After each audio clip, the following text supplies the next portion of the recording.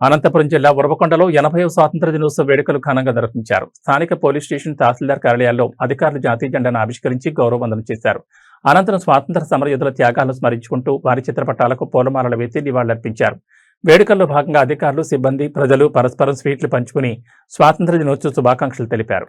దేశం కోసం ప్రాణాలు త్యాగం చేసిన మహనీయుల స్ఫూర్తితో దేశభక్తి, ఐక్యత, సమగ్రతను కాపాడాలని పిలుపునిచ్చారు.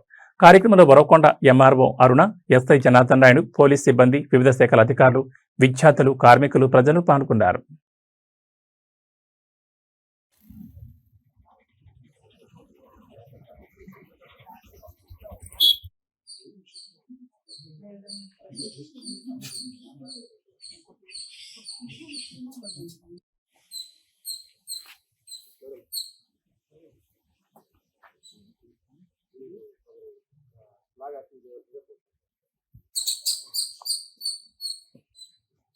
Nandraj.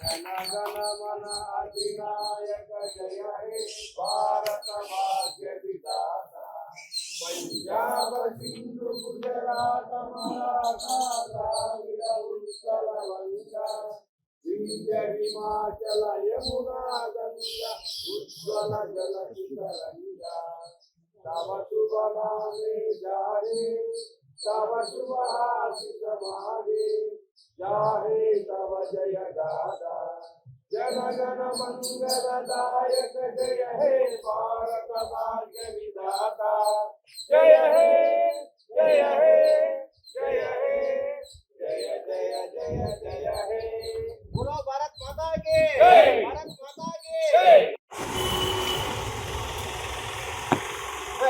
जెండా ఆవిష్కరణ చేయవలసిందిగా తమని కోరుతున్నాం సార్.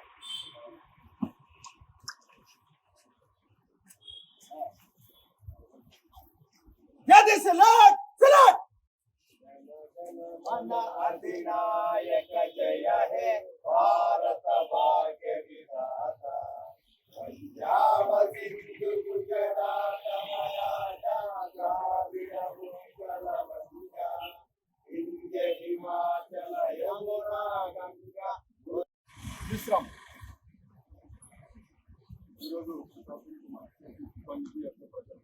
ప్రతి ఒక్కరికి 80వ స్వతంత్ర దినోత్సవ శుభాకాంక్షలు. వీటందరికీ తెలిసిందే మనకు 1946 స్వాతంత్రం వచ్చింది. స్వాతంత్రం సంపాదించడానికి మన దేశంలో ఎందరో ప్రజలైతేనేమో నాయకులైతేనేమో ఎందరో మన ప్రాణాలు త్యాగించి మనకు స్వాతంత్రాన్ని సంపాదించుకున్నారు. కాబట్టి స్వతంత్రం వచ్చిన తర్వాత దాన్ని పరిరక్షించే బాధ్యత మన వాదనలో ఏ విధంగా తొమ్మిది తరాలు ఉంటుందో ఆ విధంగా మన ఇండియా కంట్రీలో మన పోలీస్ డిపార్ట్మెంట్ కూడా అంతే పాత్ర ఉంటుందని నేను అనుకుంటున్నాను. కాబట్టి ఎందరో మహానుభావులు చెప్పినారు, ఎప్పుడైతే సామాజిక, రాజకీయ, వ్యక్తిగత స్వేచ్ఛ ఉంటుందో ప్రతి ఒక్కరికి అదే స్వాతంత్రం అని అన్నారు ఎంతో మంది. కాబట్టి ఎందరో మహానుభావులు, గాంధీ గారు అయితే, అంబేద్కర్ అయితే, ఎంతో మన ప్రపంచంలోనే అతిపెద్ద రాజ్యాంగం మనకి. ఎన్నో దేశాలు మనం ఈ విధంగా చూస్తూనే ఉన్నాం. ప్రపంచంలో ఎన్నో చిన్న చిన్న దేశాలు అయితే, పెద్ద పెద్ద దేశాలు అయితే అవి స్వాతంత్రాన్ని తెచ్చుకున్నప్పటికీ కొద్ది కాలంలోనే ఎన్నో విధాలుగా ఆటంకాలు ఏర్పడి మన కొత్త దేశం అయితే ఎన్నోసార్లు ఆర్టీఐ టెక్నాలజీ అదే ఎన్నో విధాలు జరుగుతున్నాయి. కానీ మన ప్రపంచంలో ఇంత పెద్ద దేశం అయినట్టు మన 28 రాష్ట్రాలు ఉన్న మన దేశంలో భిన్న రాష్ట్రాలు, భిన్న జాతి, భిన్న మతాలు, భిన్న భాషలు ఉన్నప్పటికీ కూడా మనం కేవలం మన ఐకమత్యాన్ని నిలబెట్టుకుంటూ ఎన్నో విధాలుగా మనం కలిసి వెళ్తున్నాం. మనం ఈ దేశంలో పుట్టడమే గర్వకార్యం.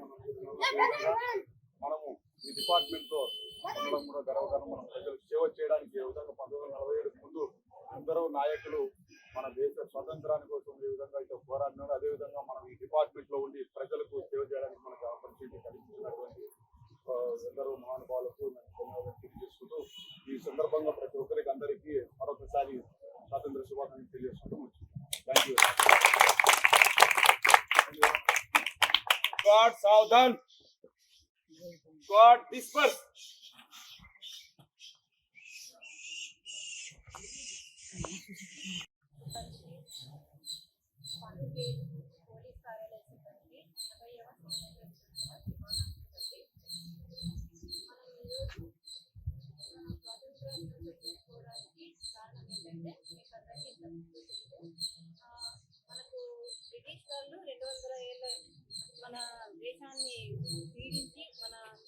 బందీలుగా చేసుకుని 200 ఏళ్ళు పాలించి వాళ్ళు మనందరినీ కూడా బందీలుగా ప్రజల్ని చిత్రహింసలకి గురి చేసి మనల్ని పీడించారు. వాళ్ళ నుండి మన దేశంలో ఉన్న గొప్ప గొప్ప నాయకులందరూ విముక్తి చేసి వాళ్ళ నుంచి విముక్తి కలిగించి మన దేశానికి వాళ్ళ ప్రాణాలు త్యాగాలు చేసి మన దేశానికి స్వాతంత్రం తీసుకొని వచ్చారు. మనం ఇప్పుడు స్వేచ్ఛావాయులు తీసుకోగలుగుతున్నామంటే కారణం అలాంటి గొప్ప గొప్ప నాయకులే. వాళ్ళలో కొందరు భగత్ సింగ్, మహాత్మా గాంధీ గారు, సర్దార్ వల్లభాయ్ పటేల్ గారు, ఝాన్సీ లక్ష్మీబాయి, ఇలా ఎంతో మంది, సుభాష్ చంద్రబోస్, గొప్ప ఇలాంటి ఎంతో మంది ఉన్నారు. వాళ్ళ నుంచే మనం ఇప్పుడు స్వాతంత్రం జరుపుకుంటున్నాము.